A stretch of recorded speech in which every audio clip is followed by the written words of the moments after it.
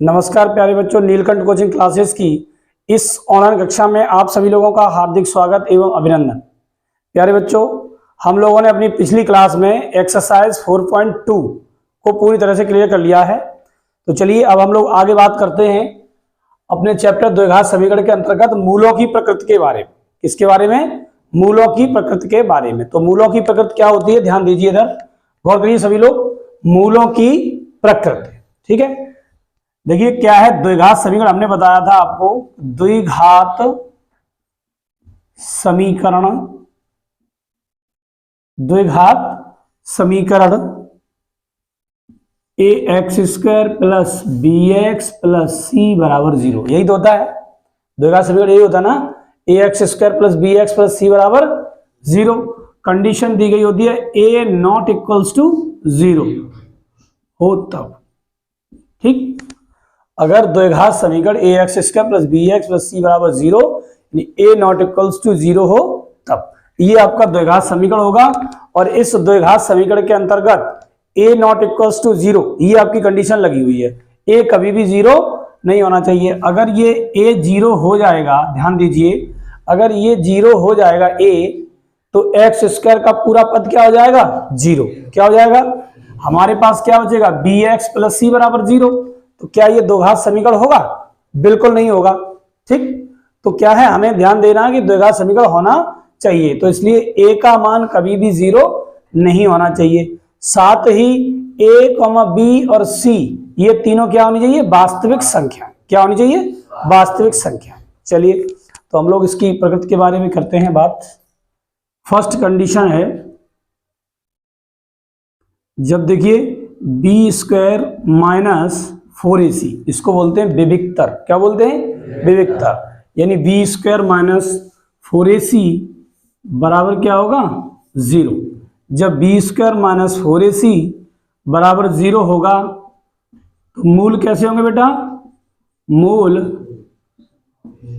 वास्तविक व समान होंगे। कैसे होंगे? मूल वास्तविक व समान होंगे, ठीक।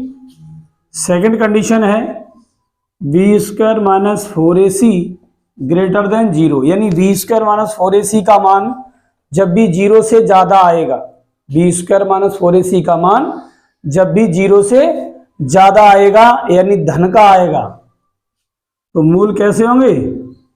मूल वास्तविक व अलग अलग, वास्तविक व अलग अलग होंगे। मूल वास्तविक भी होंगे और अलग अलग होंगे। तीसरी कंडीशन मूलों की प्रकृति के लिए बेटा है B square minus 4ac less than 0, यानी बी स्क्वायर माइनस 4ac का मान कैसा होना चाहिए? छोटा होना चाहिए। किससे छोटा होना चाहिए? 0 से छोटा। 0 से छोटा मतलब माइनस में आना चाहिए। तो मूल कैसे होंगे भाई? मूल वास्तविक नहीं होंगे। मूल वास्तविक नहीं होंगे। मूल वास्तविक नहीं होंगे तो कैसे होंगे बेटा? काल्पनिक होंगे। कैसे होंगे? काल्पनिक। बोलो ये कंडीशन समझ में आई? बोलो। ये द्विघात समीकरण है। इस द्विघात समीकरण के मूलों की प्रकृति क्या है? अगर बी स्क्वायर माइनस 4ac 0 के बराबर आ जाए तो मूल वास्तविक व समान होंगे। मूल वास्तविक व समान होंगे। और अगर B square minus 4ac greater than 0 यानी 0 से बड़ा आ जाए इसका मान, तो मूल वास्तविक व अलग अलग होंगे। और यदि B square minus 4ac less than 0 आ जाए तो मूल वास्तविक नहीं होंगे, ठीक। मूल वास्तविक नहीं होंगे। कैसे होंगे? काल्पनिक होंगे, ठीक है। यहां तक समझ में आया? एक फॉर्मूला और है, यहां लिखेंगे हम विविक्तर। क्या लिखेंगे? विविक्तर। ये फॉर्मूला है d बराबर बी स्क्वायर माइनस 4ac। ये विविक्तर ही तो है। यहाँ d बराबर बी स्क्वायर माइनस 4ac। इनको नोट डाउन करिए, फिर हम लोग नेक्स्ट आगे बात करें। नोट डाउन करिए।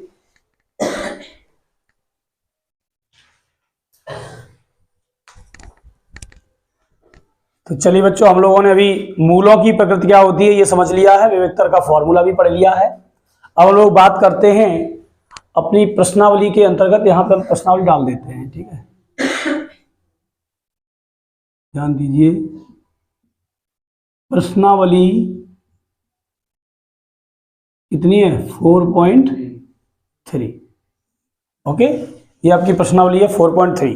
प्रश्नावली 4.3 में पहला क्वेश्चन है, निम्न द्विघात समीकरणों के मूलों की प्रकृति ज्ञात कीजिए।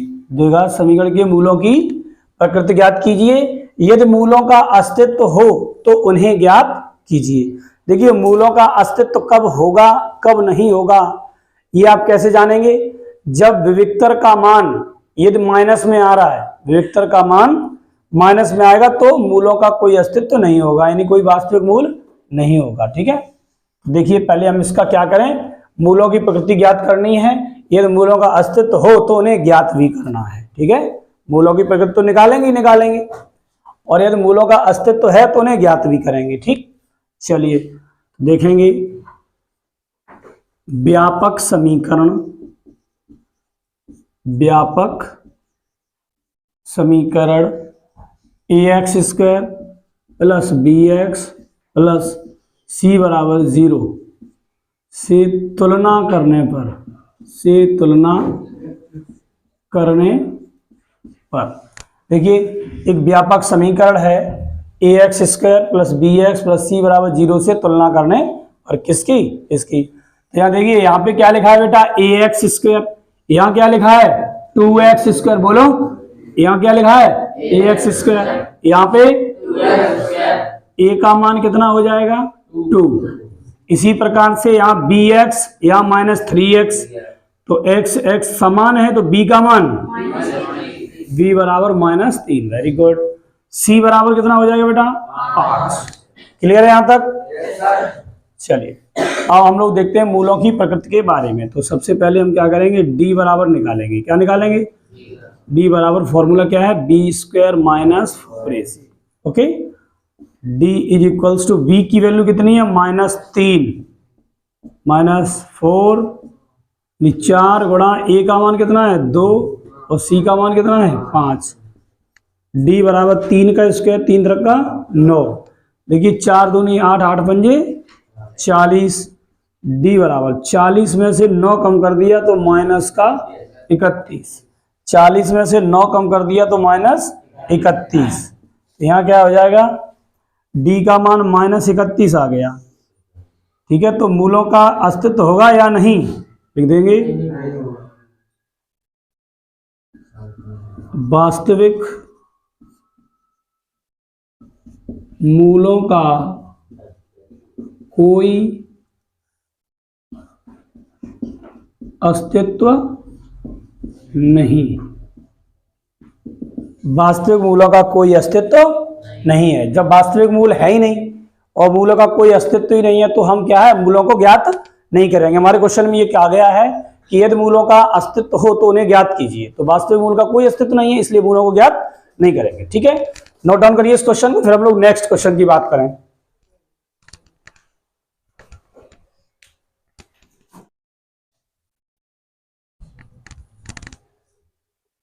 चलिए बच्चों, हम लोग बात करते हैं प्रश्न नंबर 1 में दूसरे भाग की। ओके, ये समीकरण दिया गया है 3x square minus 4 under 3x plus 4 बराबर 0। वही काम करना है हमें।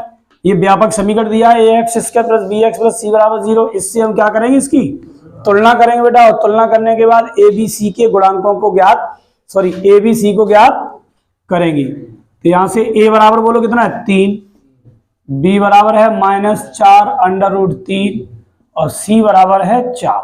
ओके, ये आ गया। तो हम d बराबर निकालें यहाँ से, b square minus 4ac। d बराबर v का मान कितना है बेटा? -4 अंडर रूट 3 का होल स्क्वायर माइनस 4 गुणा a का मान 3, c का मान 4। तो d बराबर यहाँ देखिए -4 का स्क्वायर क्या हो जाएगा? 4 चौका 16 और रूट 3 लगा हुआ है तो क्या आ जाएगा? स्क्वायर 3, क्योंकि रूट वाली संख्या का जब भी हम लोग स्क्वायर करते हैं तो रूट हट जाता है। ठीक है, माइनस इनका मल्टीप्लाई करो, 4 3 12, 12 चौका 48 और d बराबर 16 3 48 माइनस 48, जब 48 से 48 घटेगा तो क्या बचेगा 0। और हमने बताया था जब विविक्तर का मान यानी बी स्क्वायर माइनस 4ac का मान क्या हो 0, क्या हो 0, तो विविक्तर का मान जब 0 होगा तो मूल कैसे होंगे, वास्तविक भी होंगे और समान होंगे या बराबर होंगे। ओके, यहाँ लिख देंगे मूल वास्तविक व समान है, मूल वास्तविक व समान है। ये तो आ गई मूलों की प्रकृति। ओके अब बात करेंगे यदि मूलों का अस्तित्व हो, तो देखिए मूलों का अस्तित्व है तो उन्हें ज्ञात करना है। तो मूल ज्ञात करेंगे, कैसे ज्ञात करेंगे बेटा, गुणनखंड कर दो इसके बराबर 0। इसके गुणनखंड करिए, किस तरीके से करेंगे बेटा, देखिए पहली वाली संख्या का लास्ट वाली संख्या में गुणा, 3 चौका 12, 3 चौका 12, 12 के इस तरीके से फैक्टर करो कि जोड़ के घटा के ये आ जाए, बोलो 2 under root 3 plus 2 under root 3, 2 दूनी और रूट 3 का रूट 3 में गुणा करेंगे तो 3 4 3 12। वेरी गुड, बहुत सुंदर बताया। 3x स्क्वायर माइनस यहाँ लिख देंगे 2 under root 3 plus 2 under root 3 x plus 4 बराबर 0। देखिए 2 अंडर रूट 3 और 2 अंडर रूट 3 दोनों को जब ऐड करेंगे तो 4 अंडर 3 हो जाएगा ना, तो 3x स्क्वायर माइनस से अंदर मल्टीप्लाई कर दो, दोनों प्लस है तो दोनों क्या हो जाएंगे बेटा माइनस, 2 अंडर रूट 3x और 2 अंडर रूट 3x प्लस 4 बराबर 0। यहां से देखो बेटा क्या है, रूट 3x कॉमन है, रूट 3x का कॉमन का मतलब हो गया यहाँ पे रूट 3x बचेगा और रूट 3x कॉमन चला गया, यहाँ बचेगा 2। यहां से हम लोग 2 कॉमन ले लें, क्या 2 कॉमन लेंगे तो क्या बचेगा बेटा रूट 3x और माइनस चिन्ह कॉमन लिया तो माइनस आएगा, 2 दूनी 4 बराबर 0। अब यहां से देखो ये वाला देखो पोर्शन कॉमन है नहीं, रूट 3x माइनस 2 और इधर से बचेगा रूट 3x माइनस 2। क्योंकि मूल कैसे कहे हैं, वास्तविक और समान है, दोनों मूल कैसे आएंगे समान, ये हो जाएगा x बराबर 2 बटा रूट 3, यहां से भी क्या आ जाएगा 2 बटा रूट 3। ये आपका फाइनल आंसर है, तो नोट डाउन करिए, इसको नोट करिए अच्छे से, फिर हम लोग नेक्स्ट क्वेश्चन की बात करें। ओके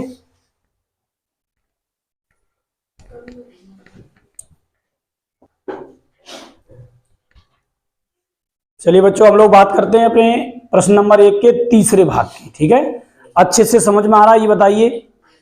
चलो शुरू करते हैं। वही काम, a का मान बोलो कितना है, a बराबर 2, b बराबर -6 और c बराबर, बहुत बढ़िया। यानी a b c का मान कैसे ज्ञात करना है इस समीकरण से सभी बच्चे अच्छे तरीके से समझ गए होंगे।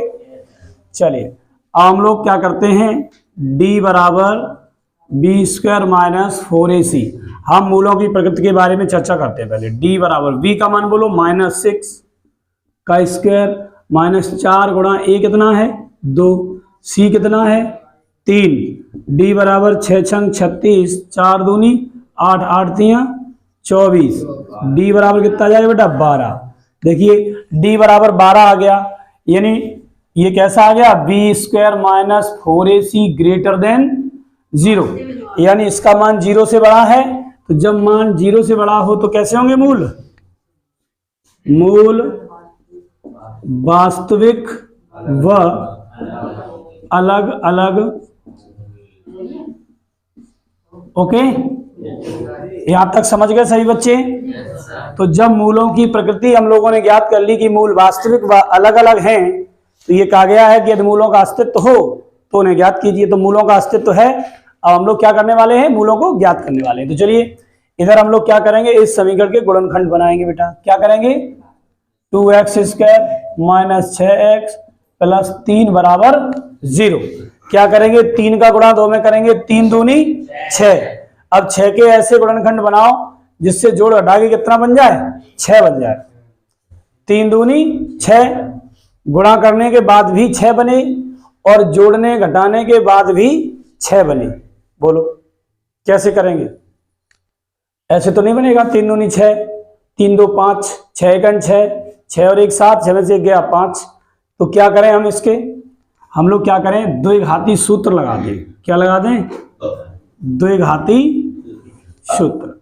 देखिए x बराबर माइनस के B plus minus under root B square minus 4ac upon 2a, इससे लगा दीजिए। जिस समीकरण के मूल आसानी से ज्ञात नहीं हो रहे हों उसके लिए आप क्या करेंगे, द्विघाती सूत्र लगा देंगे। तो ये द्विघाती सूत्र जैसे ही लगाएंगे तो देखिए b कहाँ है, देखो b कितना है, -6। यहाँ माइनस का b है तो माइनस माइनस प्लस का 6 plus minus under root b की जगह -6 का स्क्वायर 4 गुणा 2 गुणा 3, ABC के मान हमने यहाँ रख दिए। 2 गुणा a कितना है बेटा, 2। x बराबर 6 प्लस माइनस अंडर रूट के अंदर 6 का वर्ग 36 और ये 4 दूनी 8 3 24 और बटा 2 दूनी 4। तो x बराबर 6 प्लस माइनस यहाँ कितना बचा बेटा, 36 में से 24 गया 12/4। तो ये x बराबर 6 प्लस माइनस प्लस 12 के गुणनखंड कर दीजिए। 2 6 12, 2 3 6, 3 1 3, ये जोड़ा बन गया। तो 2 बाहर आ गए, अंडर रूट के अंदर 3/4। x बराबर यहाँ से देखो 2 कॉमन लेके 2 से 2 कट जाएंगे, 2 प्लस माइनस अंडर रूट 3 और 2 यहाँ से भी हट जाएगा। तो ये आ गए आपके मूल।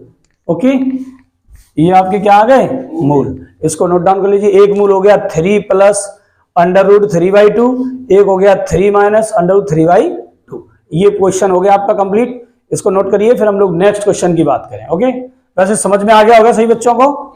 ठीक है, नोट करिए।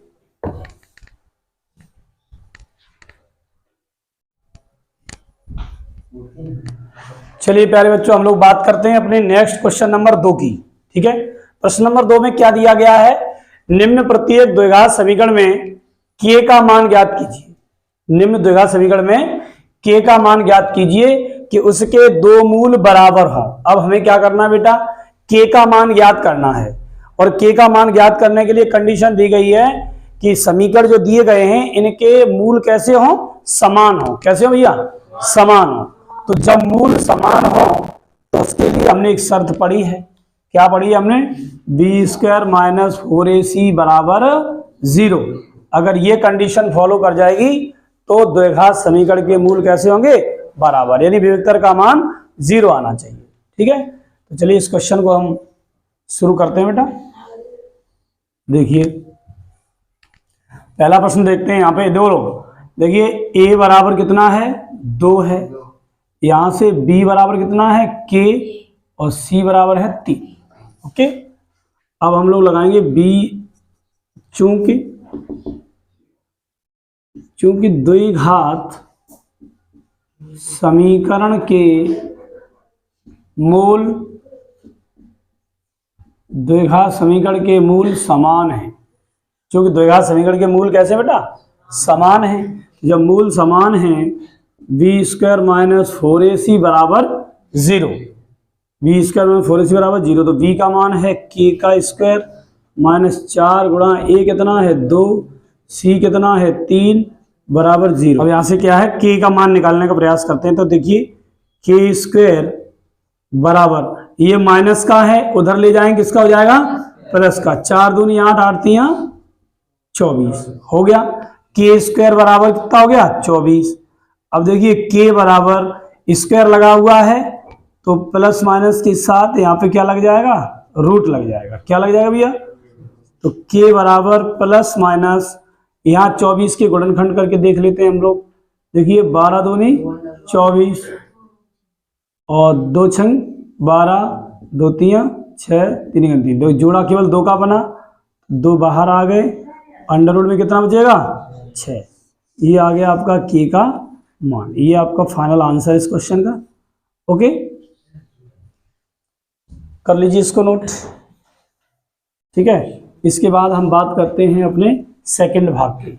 इसके बाद बात करेंगे अपने सेकंड भाग की। सेकंड भाग में देखिए क्या करना है, के एक्स का अंदर मल्टीप्लाई करिए तो क्या हो जाएगा, के एक्स का जब अंदर मल्टीप्लाई करेंगे एक्स में तो हो जाएगा के एक्स स्क्वायर, के एक्स का गुणा 2 में करेंगे तो -2kx प्लस 6 बराबर 0।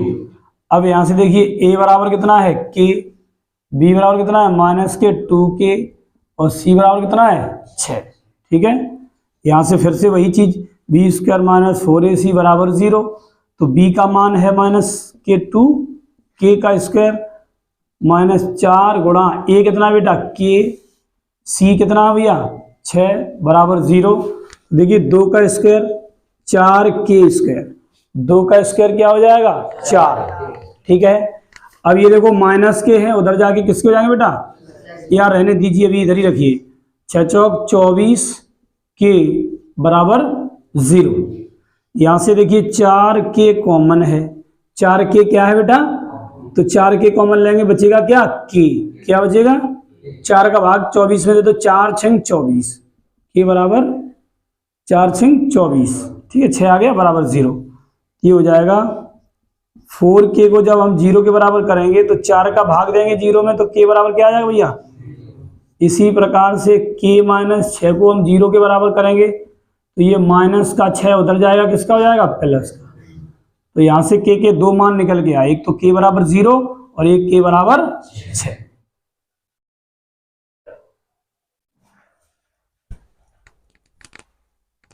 तो चलिए प्यारे बच्चों हम लोग बात करते हैं क्वेश्चन नंबर 3 की। क्या एक ऐसी आम की बगिया बनाना संभव है जिसकी लंबाई चौड़ाई से दुगनी हो, जिसकी लंबाई क्या हो चौड़ाई से दुगनी हो और उसका क्षेत्रफल 800 मीटर स्क्वायर हो, यदि है तो उसकी लंबाई और चौड़ाई ज्ञात कीजिए। बिल्कुल प्यारे बच्चों, जैसे हम लोगों ने पिछले क्वेश्चन किए हैं, उन पिछले क्वेश्चंस में ये दिया रहता था कि मूलों का अस्तित्व हो तो मूल ज्ञात कीजिए, बस वही चीज है, यहाँ पे हमें अस्तित्व की जांच करनी है, उसके बाद उसके गुणनखंड करके मूलों को ज्ञात कर देना है। ओके, देखिए इसका हल देखते हैं क्या है, कैसे करना है।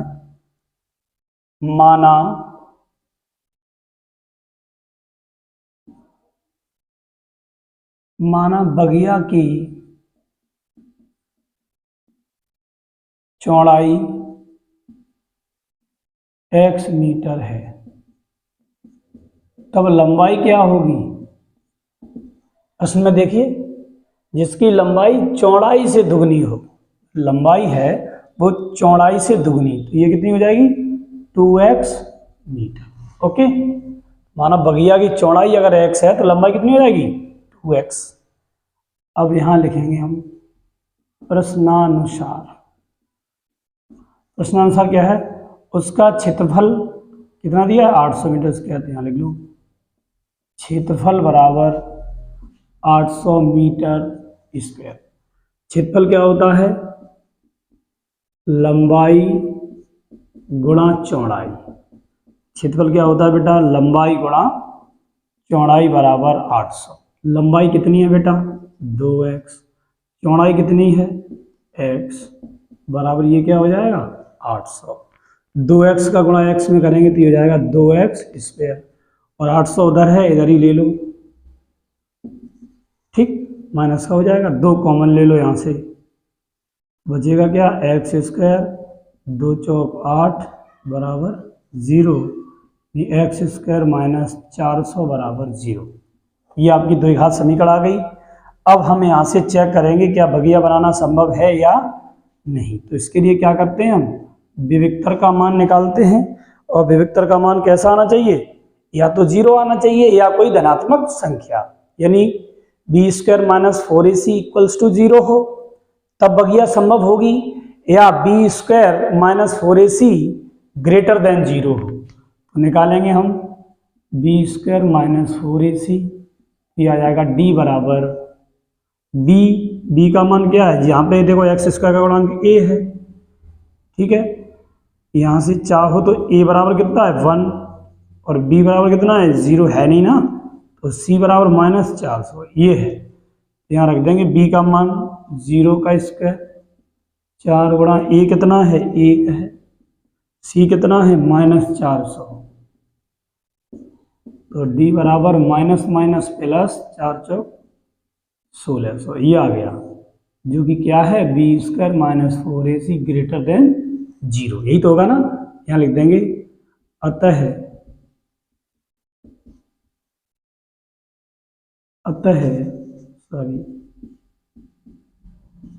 बगिया बनाना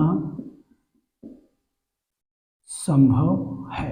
अतः बगिया बनाना संभव है। तो ये पूछ रहा है बगिया बनाना संभव है, यदि है तो उसकी लंबाई और चौड़ाई ज्ञात कीजिए, लंबाई और चौड़ाई ज्ञात कीजिए। तो बगिया बनाना तो संभव है, ठीक। अब इसकी लंबाई चौड़ाई ज्ञात करने के लिए क्या है, हम इसको आगे सॉल्व करेंगे, तब तक आप लोग इसको अच्छे तरीके से नोट करिए, फिर हम लोग इसकी लंबाई चौड़ाई ज्ञात करते हैं। ओके, नोट करिए। चलिए अब आगे देखते हैं। इक्वेशन थी हमारी एक्स स्क्वायर माइनस 400 बराबर 0। इस इक्वेशन के गुणनखंड करेंगे हम लोग, कैसे हो जाएंगे देखिए, एक्स स्क्वायर माइनस, इसको हम क्या लिख सकते हैं, बी का स्क्वायर बराबर 0। देखिए ए वर्ग माइनस बी वर्ग, तो एक बार प्लस में लिख लो और एक बार माइनस में लिख लो, सही है। अब ये वाला तो संभव नहीं है क्योंकि माइनस में आंसर आएगा, तो यहाँ से क्या निकल के आएगा, x बराबर 20 मीटर। यहाँ लिखेंगे अतः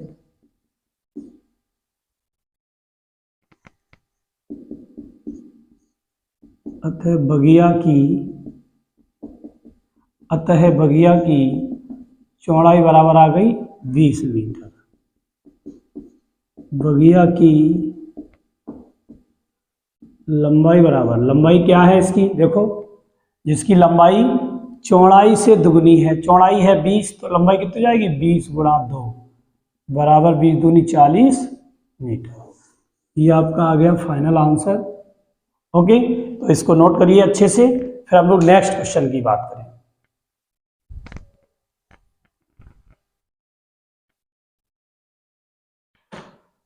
चलिए प्यारे बच्चों, हम लोग बात करते हैं अपने नेक्स्ट क्वेश्चन की, क्वेश्चन नंबर 4।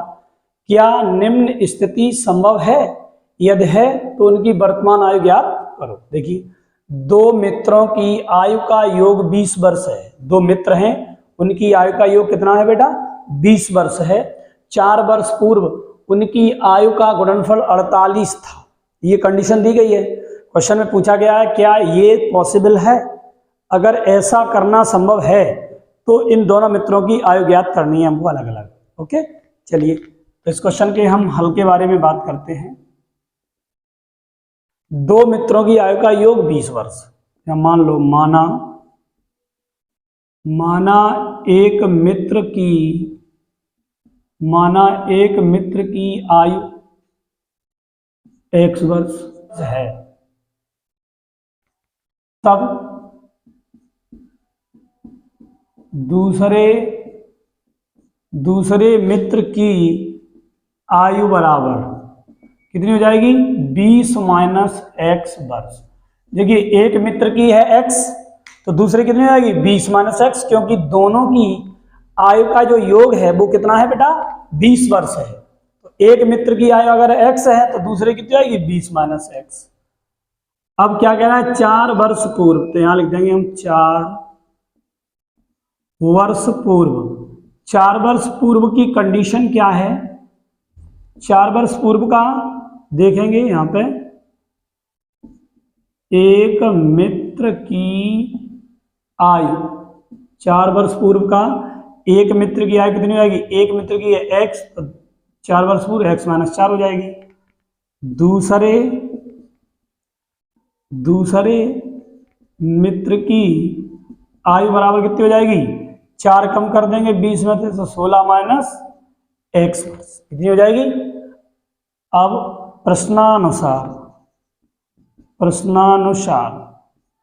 दोनों की आयु का गुणनफल 48 था, एक की तो x माइनस 4 है और एक की है 16 माइनस x, इस प्रकार से गुणनफल कितना हो गया, 48। तो दोनों का मल्टीप्लाई करेंगे, x का मल्टीप्लाई यहाँ कर दें, क्या यही कर दे रहे हैं, x का गुणा 16 से तो ये हो जाएगा 16x, x का गुणा x से तो माइनस का x स्क्वायर, 4 का गुणा कर देंगे 16 चौक 64 माइनस और माइनस माइनस प्लस 4x बराबर 48।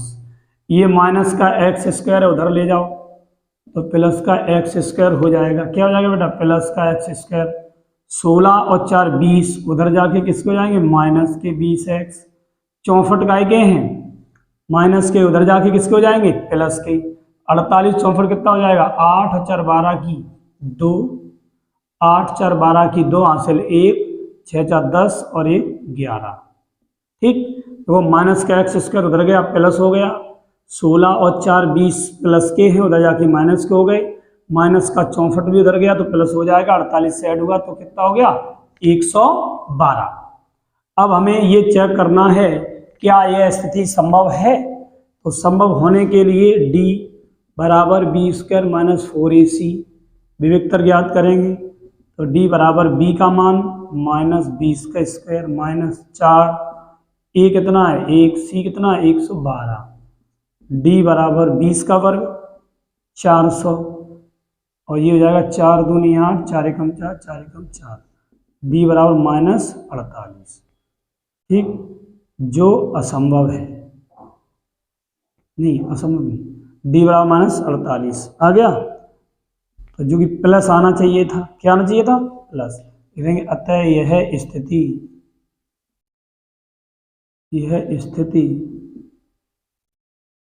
संभव नहीं, यह स्थिति संभव नहीं है। ओके, नोट डाउन करिए, फिर हम लोग नेक्स्ट क्वेश्चन की बात करें।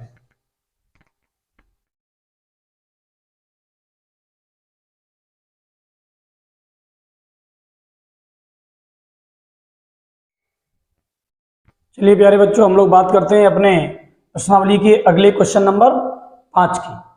क्या पार्क 80 मीटर तथा क्षेत्रफल 400 मीटर स्क्वायर के एक पार्क को बनाना संभव है? यदि है तो उसकी लंबाई और चौड़ाई ज्ञात कीजिए। ये सेम उसी तरीके का क्वेश्चन है जैसे हम लोग कहते थे कि यदि अस्तित्व हो तो समीकरण के मूल ज्ञात कीजिए, बिल्कुल वही है। ठीक है, तो यहाँ देखिए, इसका हल देखते हैं हम लोग। माना पार्क की लंबाई x मीटर है और परिमाप कितना दिया है इसका ध्यान दो। परिमाप है 80।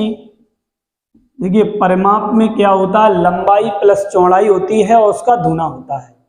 तो हम अगर इसका अर्ध परिमाप निकाल लें, क्या निकाल लें भैया? अर्ध परिमाप निकाल लें तो अर्ध परिमाप क्या होगा? लंबाई प्लस चौड़ाई तो होगी। अर्ध परिमाप क्या होगा? लंबाई प्लस चौड़ाई। देखो ध्यान दीजिए, यहाँ पे यहाँ ध्यान दीजिए, परिमाप बराबर होता है 2 लंबाई प्लस चौड़ाई। अगर हम यहाँ पे कर दें अर्ध परिमाप तो यहाँ आधा हो जाएगा, इससे ये कैंसिल हो गया। तो अर्ध परिमाप क्या हो जाएगा? लंबाई प्लस चौड़ाई। क्या हो जाएगा अर्ध परिमाप? लंबाई प्लस चौड़ाई। और हमें लंबाई हमने मान ली है, अर्ध परिमाप हमें पता होगा। देखो अर्ध परिमाप क्या हो जाएगा, तो वहां से क्या लंबाई चौड़ाई आसानी से मिल जाएगी। तो परिमाप है 80, अर्ध परिमाप कितना हो जाएगा? 80/2। 2 से ये 2 कैंसिल हो गया, कितना आ गया? 40। बोलो समझ में आया? अब ये जो 40 है इसमें केवल लंबाई प्लस चौड़ाई है। ठीक, तो लंबाई मानी x, चौड़ाई क्या हो जाएगी बेटा? 40 माइनस एक्स। क्या हो जाएगी? 40 माइनस एक्स। ओके, प्रश्नानुसार प्रश्न में कह रहा है कि क्षेत्रफल कितना है इसका? कह रहा है क्षेत्रफल बराबर है 400 मीटर स्क्वायर। क्षेत्रफल क्या होता है? लंबाई गुणा चौड़ाई, ये हो जाएगा 400 मीटर स्क्वायर। लंबाई कितनी है भैया? x है। चौड़ाई कितनी है? 40 माइनस एक्स है बराबर 400। इसको हम इधर सॉल्व कर लें, x का अंदर गुणा करेंगे तो 40x और x में करेंगे तो माइनस एक्स स्क्वायर और बराबर 400। इन दोनों को उठा के उधर ले जाएंगे। एक्स स्क्वायर माइनस है तो प्लस हो जाएगा, ये 40 प्लस है तो माइनस हो जाएगा और ये तो प्लस है ही। ओके, अब चेक करेंगे संभव है कि नहीं। तो d बराबर बी स्क्वायर माइनस 4ac लगा दो। तो d बराबर b का मान कितना है बेटा? माइनस 40 का स्क्वायर और 4 गुणा a कितना है? 1c कितना है? 400। तो 4 चौक 1600 और 4 चौक इधर भी 1600 ही हो जाएगा ना। 1600 से 1600 कैंसिल हो गया, डी बराबर 0। संभव है, ये स्थिति क्या है, संभव है। तो संभव है तो क्या कह रहा है, यदि है तो उसकी लंबाई चौड़ाई ज्ञात कीजिए। तो पहले इसको आप नोट कर लीजिए, फिर आप लोग उसके बाद लंबाई और चौड़ाई ज्ञात करते हैं। ओके, नोट करिए। तो हम लोग आगे देखते हैं, लंबाई चौड़ाई ज्ञात करते हैं। समीकरण क्या आया था, x square minus 40x plus 400 बराबर 0। इसके गुणनखंड करेंगे, इस तरीके से करेंगे कि गुणा करने के बाद 400 बने, जोड़ने के बाद 40। तो देखिए बेटा 20 का 20 से जब आप गुणा करोगे तो 400 बनेगा, और 20 को 20 के साथ जोड़ोगे तो क्या बनेगा, 40। ये हो जाएगा x square minus 20 plus 20 x plus 400 बराबर 0। एक्स स्क्वायर माइनस अंदर गुणा कर दीजिए, ये हो जाएगा 20x, ये भी 20x प्लस 400 बराबर 0। यहाँ से x कॉमन लिया तो x माइनस 20 और माइनस का 20 कॉमन लिया तो x माइनस 20 और 20 400। ये आ गया x माइनस 20, ये भी आ गया x माइनस 20। ये वाला यहाँ से कौन मिल गया और एक भी 20। तो x बराबर यहाँ से कितना 20 और यहाँ से कितना 20। अतः लंबाई बराबर 20 मीटर और चौड़ाई बराबर 20 मीटर। ओके, क्योंकि देखो विविक्तर का मान 0 आया था तो दोनों बराबर होने थे। तो अब यहाँ से क्या पता चला, जो पार्क है वो कैसा है, वर्गाकार है। कैसा बेटा, वर्गाकार है। तो इस तरीके से ये थी हमारी प्रश्नावली 4.3। इस प्रश्नावली के प्रत्येक क्वेश्चन को हम लोगों ने बड़ी सफलतापूर्वक कर लिया है। तो आज की क्लास में हम लोग इतना ही रखते हैं। कल फिर मिलेंगे नेक्स्ट क्लास के साथ, नेक्स्ट चैप्टर में। तब तक के लिए पढ़ते रहिए अच्छे तरीके से। थैंक यू, धन्यवाद।